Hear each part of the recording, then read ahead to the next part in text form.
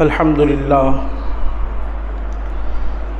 لله الذي أبدع الأفلاك والأرضين والصلاة والسلام على من كان نبيا وآدم بين الماء والطين وعلى آله وصحبه أجمعين. أما بعد، فقد قال الله تبارك وتعالى في كلامه المجيد: أعوذ بالله من الشيطان الرجيم. بسم الله الرحمن الرحيم. ما آتاكم الرسول فخذوه وما نهاكم عنه فانتهوا واتقوا الله. صدق الله العظيم. اللهم صل على سيدنا محمد وعلى آل سيدنا محمد وبارك وسلم. اللهم صل على سيدنا محمد وعلى آل سيدنا محمد وبارك وسلم. اللهم صل على سيدنا محمد وعلى آل سيدنا محمد وبارك وسلم. اللہ رب العالمین کا بے پناہ انعام و احسان ہے کہ اللہ پاک نے ہم تمام کو نماز جمعہ کے لیے اپنے گھر میں جمع فرمایا. مزید کچھ دین کی باتیں سننے اور سنانے کی سعادت نصیب فرمائی. دعا فرمائی اللہ پاک زبان سے ایسی باتوں کو جاری فرمائے جس کے ذریعے میری اور آپ کی زندگی حقیقت میں خدا کی بندگی بن جائے. محترم دوستو، عزیز طلباء، اللہ کے نبی صلی اللہ علیہ وسلم نے فرمایا، صحابہ میرے ستاروں کے مانند ہے، اصحابی کا نجوم. جو بھی ان کی اقتداء کرو گے وہ فلاح کو پا جاؤ گے.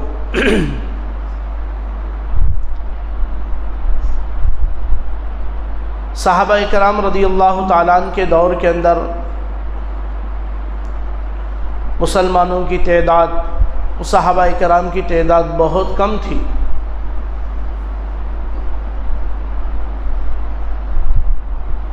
اس کے باوجود ہر جگہ آپ کو فتح ملتی تھی. جہاں پر بھی صحابہ کرام رضی اللہ تعالیٰ عنہ جاتے تھے کامیابی حاصل کرتے تھے. اس کے بالمقابل آج دنیا کے اندر ہر اعتبار سے تعداد زیادہ ہے. مسلمانوں کی تعداد زیادہ ہے، علم کی تعداد زیادہ ہے. علماء کے اندر آپ دیکھیں گے تو ایک سے ایک علماء، جبل العلم، علم کا پہاڑ ڈھکنے والے ایسے علماء موجود ہیں. بڑے بڑے محدثین آج موجود ہیں، بڑے بڑے علم والے آج موجود ہیں. حفاظ میں دیکھیں گے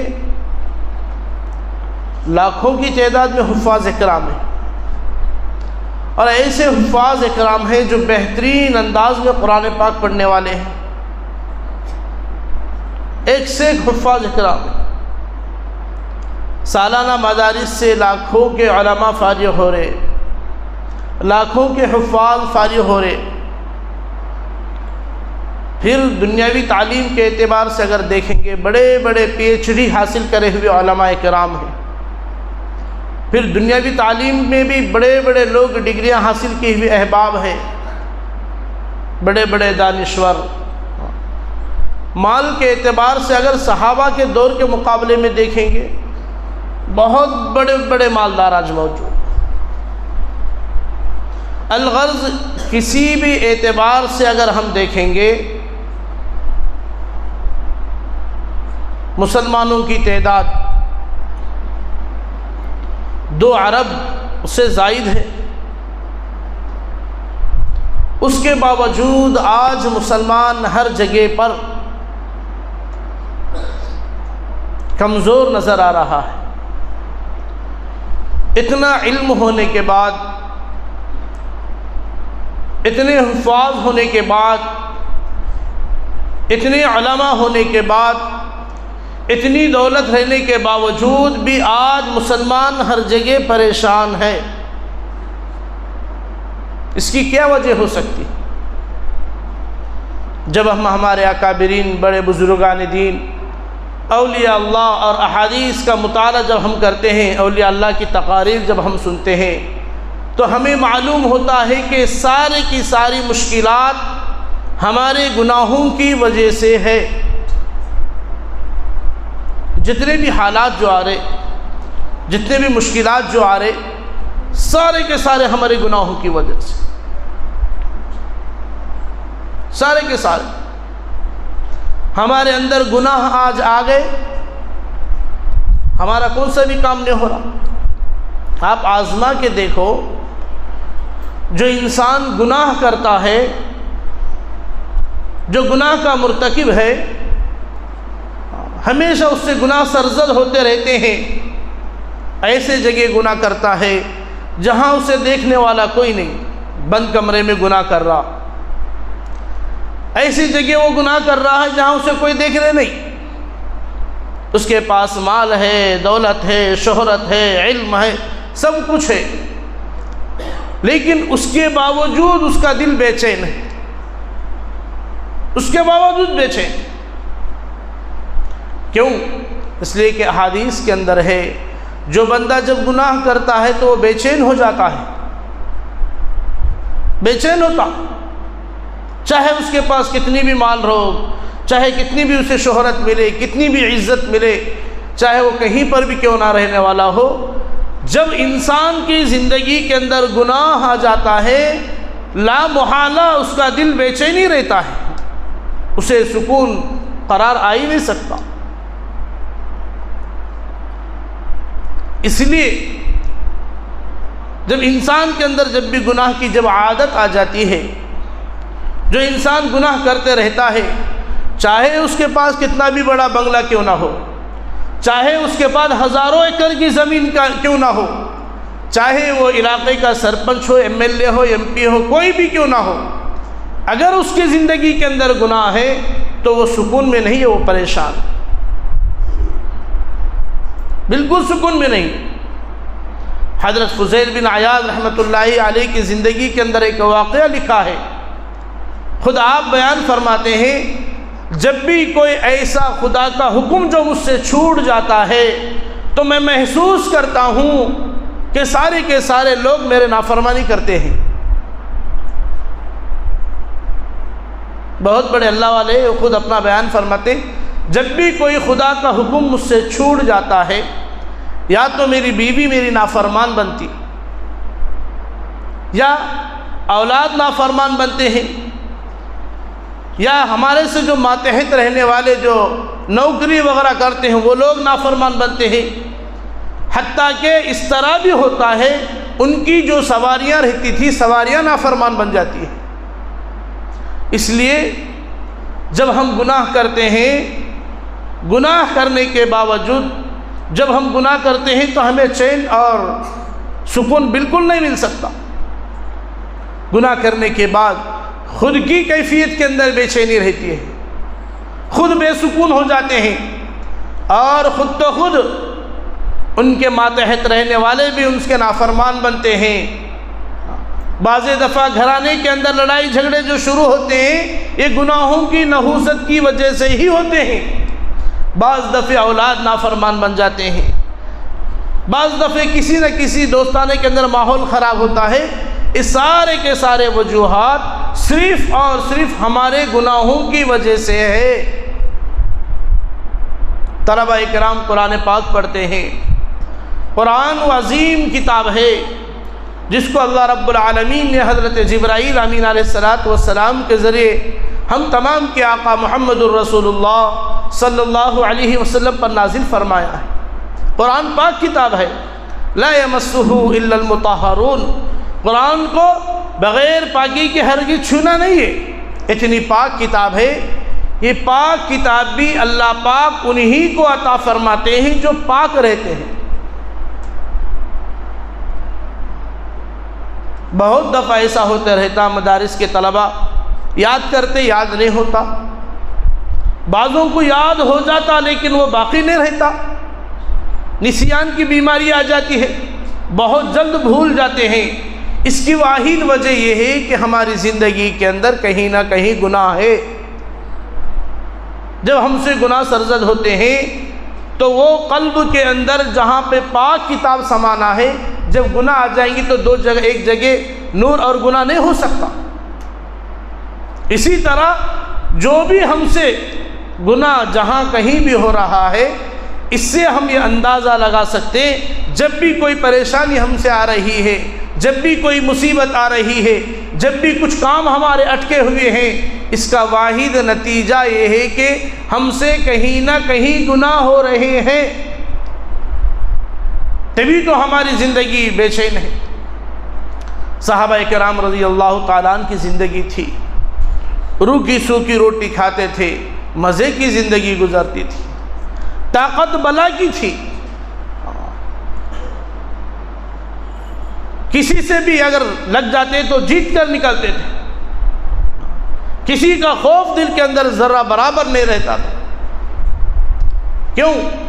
اس لیے کہ وہاں پر نیکیاں تھیں، قدم قدم پر ان کے پاس گناہ سے بہت دور رہتے تھے صحابہ، قدم قدم پر نیکیوں میں رہتے تھے وہ لوگ۔ صحابہ کی طاقت حالانکہ تعداد میں کم تر تھے، لیکن سارے لوگوں پر وہ بھاری ہو گئے۔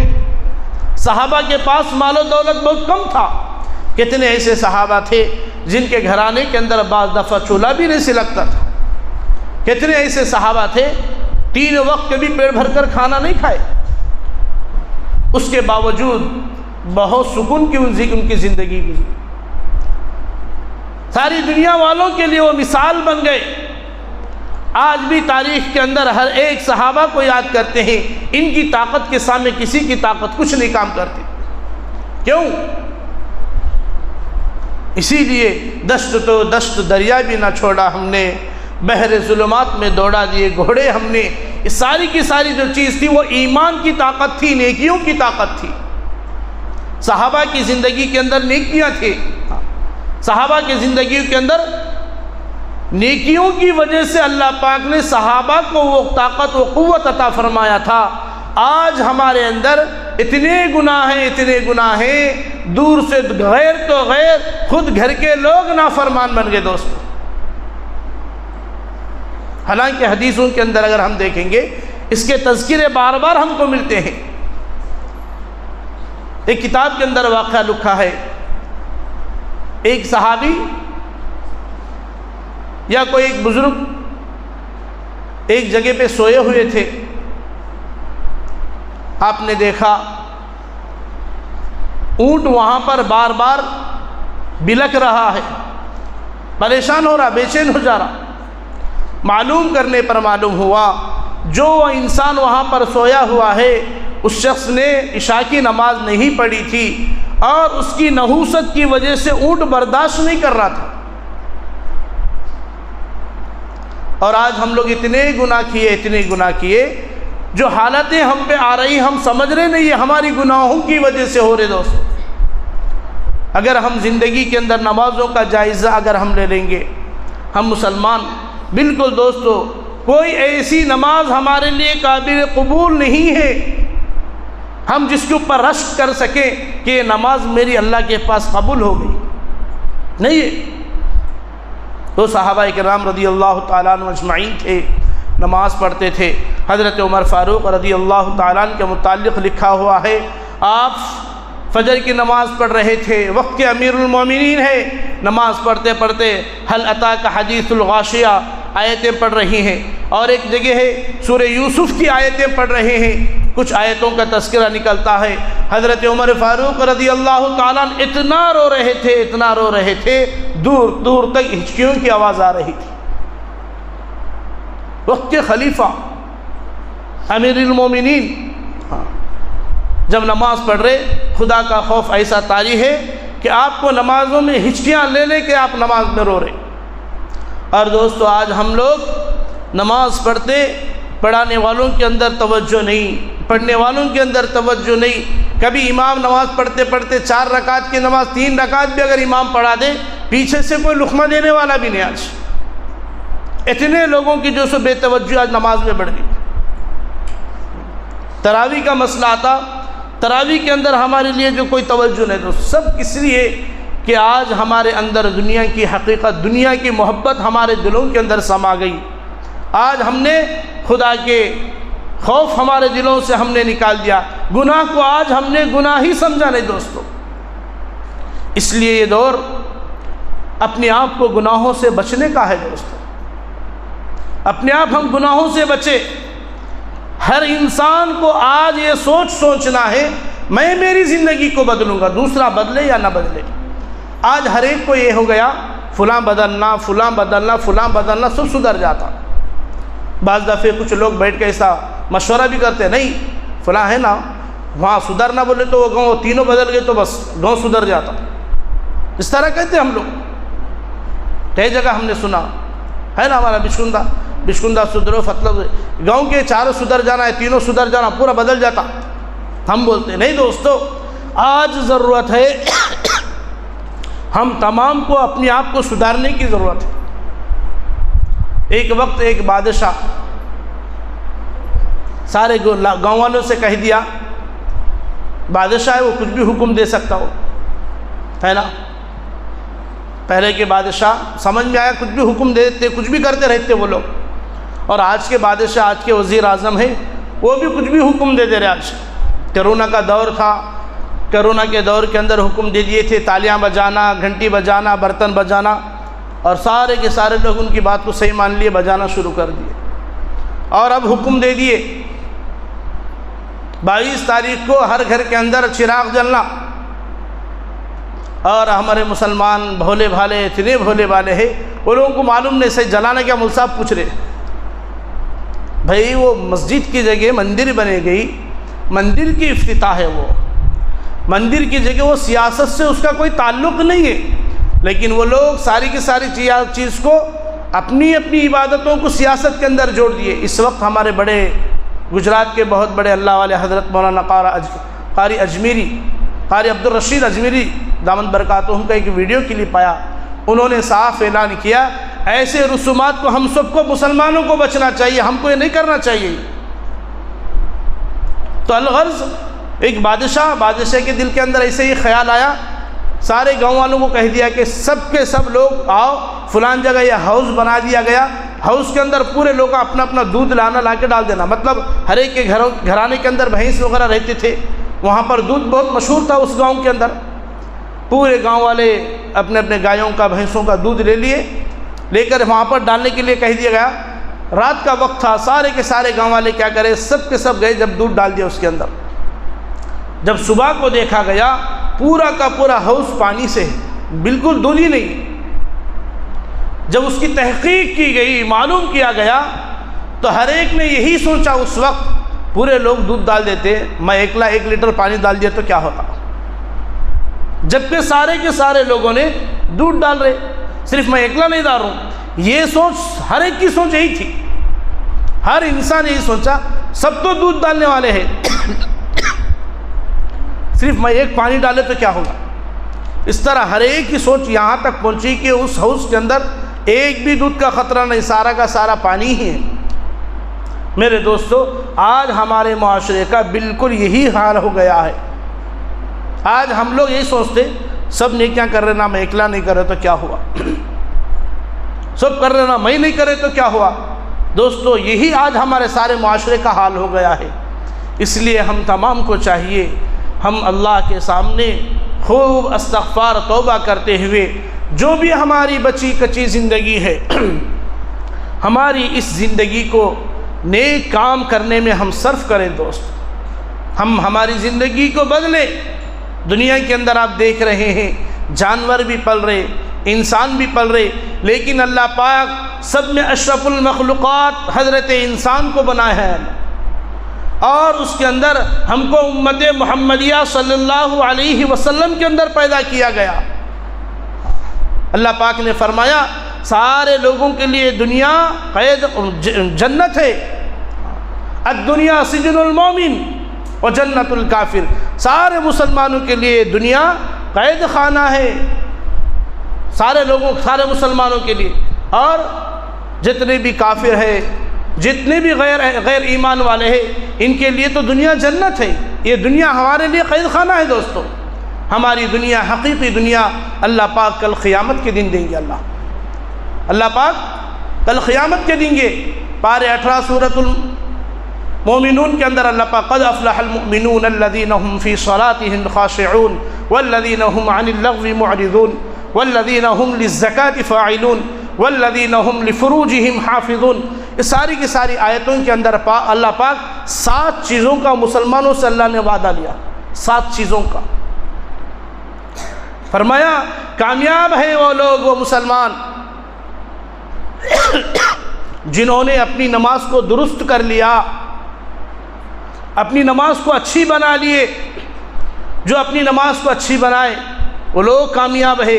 پھر فرمایا وہ لوگ جو فضول خرچی سے، فضول گوئی سے، بیجا باتوں سے بچتے ہیں، وہ لوگ بھی کامیاب ہے۔ پھر فرمایا وہ لوگ کامیاب ہے جو اپنی شرمگاہوں کی حفاظت کرتے ہیں، مطلب یہ جو اپنی حیا کو باقی رکھتے ہیں، بے حیائی سے اپنے آپ کو بچاتے ہیں، وہ لوگ کامیاب ہیں۔ وہ لوگ جو زکوٰۃ کو جس طرح ادا کرنے کا حکم ہے، جو زکوٰۃ کو ادا کرتے ہیں، وہ لوگ بھی کامیاب ہیں۔ فرمایا یہ سارے کے سارے لوگ جتنے بھی ہیں، قرآن کریم کے اندر اللہ پاک نے فرمایا سب کے سب لوگ کامیاب ہیں۔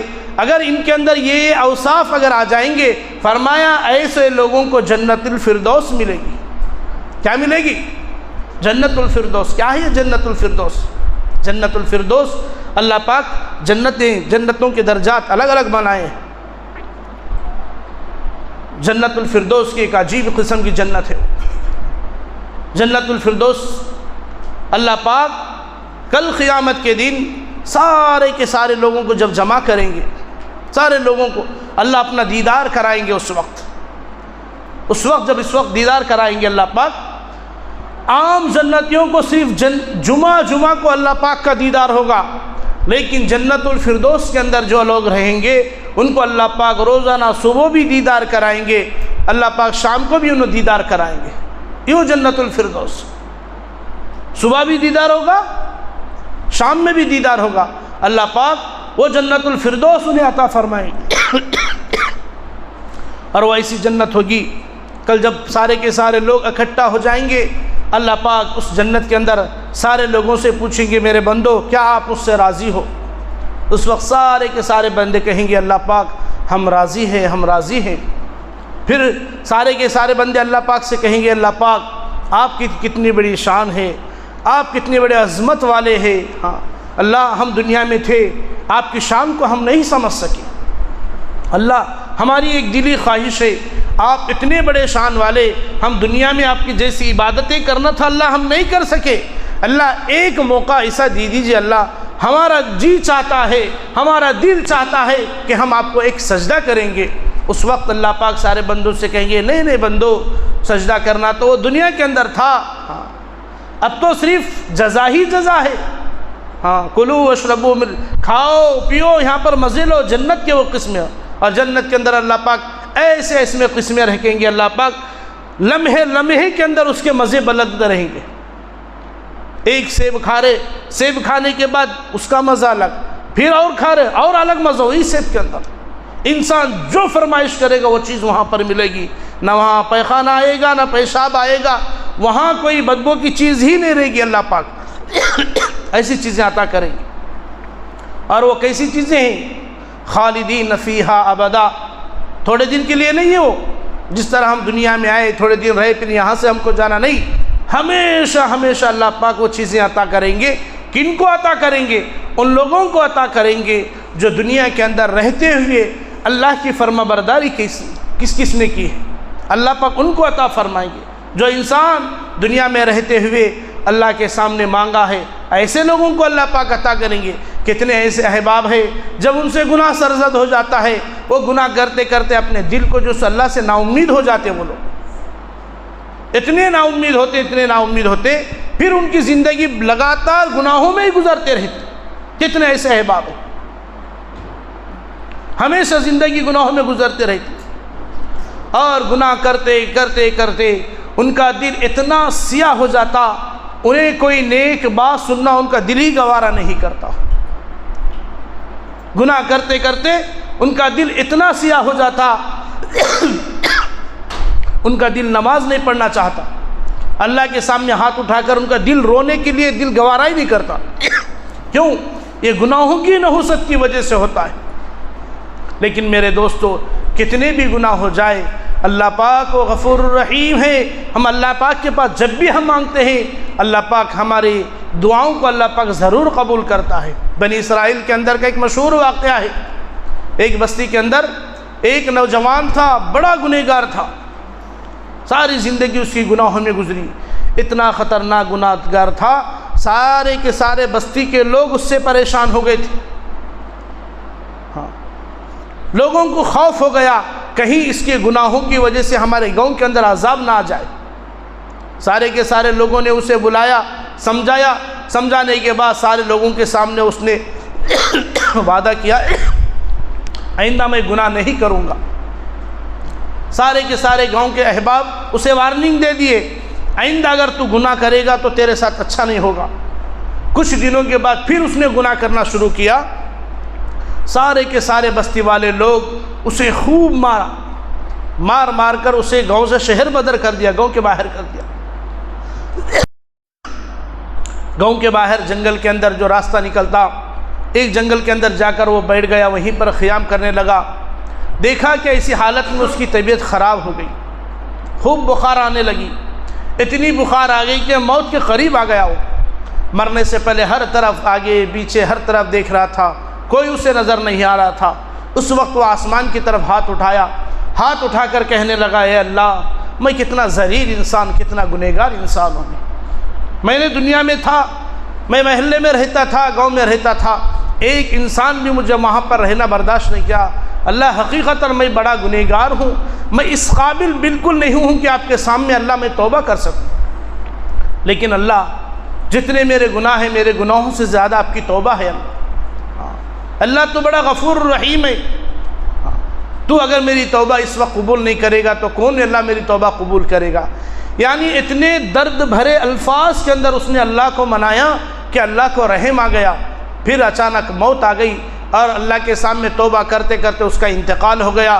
حضرت موسیٰ علیہ السلام کو وحی نازل ہوئی، فرمایا، موسیٰ، فلاں جگہ جنگل کے اندر میرا ایک ولی، میرا دوست، اس کا انتقال ہو گیا، سارے گاؤں کے اندر اعلان کر دو، جو جو بھی بندہ آج اس کی نماز جنازہ پڑھے گا، چاہے وہ کتنا بھی بڑا گناہگار کیوں نہ ہو، اگر کوئی اپنے گناہوں کو معافی کرنا چاہتا ہے، اس کی نماز جنازہ پڑھے، جو بھی اس کی نماز جنازہ پڑھے گا، میں ان ساروں کے گناہوں کو معاف کر دوں گا۔ سارے کے سارے لوگ جب گئے وہاں پر نماز جنازہ پڑھنے کے لیے، بہت بڑا مجمع جمع ہوگا، سب لوگوں نے جب دیکھا، دیکھ کر حیران اور پریشان رہ گئے۔ کچھ لوگوں وہاں کے بستی والوں نے کہنے لگے، یہ تو فلاں ہے جو ہمارے گاؤں میں رہتا تھا، بڑا فاسق فاجر آدمی تھا، یہ تو بڑا گنہگار تھا۔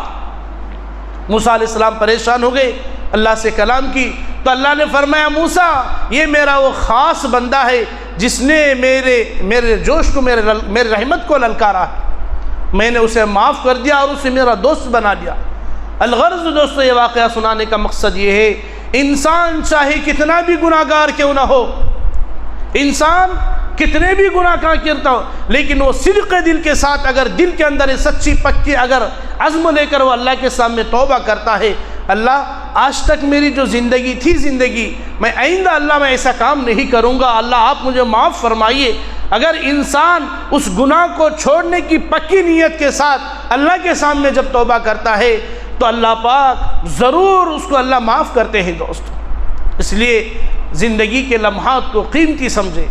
اللہ پاک نے جو یہ زندگی عطا فرمائی، مختصر سی زندگی ہے، معلوم نہیں آج یہاں پر بیٹھے ہوئے ہیں، 1 گھنٹے کے اندر ہم کہاں رہیں گے، بالکل نہیں معلوم دوستو۔ کتنے ایسے احباب موجود ہیں، کل اس وقت کھیل رہے تھے، کل اس وقت ہمارے ساتھ باتیں کر رہے تھے، آج وہ قبر کے حوالے ہو گئے۔ زندگی موت کب آئے گی دوستو، ہم بالکل نہیں بول سکتے۔ اس لیے جو بھی اللہ پاک نے ہم کو زندگی عطا فرمائی ہے، اللہ کو ہم راضی کر لیں، ہم سچی پکی توبہ کریں، ہم آئندہ اللہ پاک ہم یہ گناہ نہیں کریں گے، اللہ ہم آپ کو راضی کریں گے۔ جب ہماری دل کے اندر سے اگر یہ آواز نکلے گی، یقین جانیے اللہ پاک ضرور ہم کو معاف فرماتے ہیں۔ اللہ پاک سے دعا ہے اللہ پاک ہم تمام کو بچی کچی زندگی آپ کے فرمان کے مطابق، نبی صلی اللہ علیہ وسلم کی سنتوں کے مطابق زندگی گزارنے کی توفیق عطا فرمائے، آمین۔ وآخر دعوانا الحمدللہ رب العالمین۔ جو احباب سنتیں نہیں پڑھے سنتیں پڑھیں۔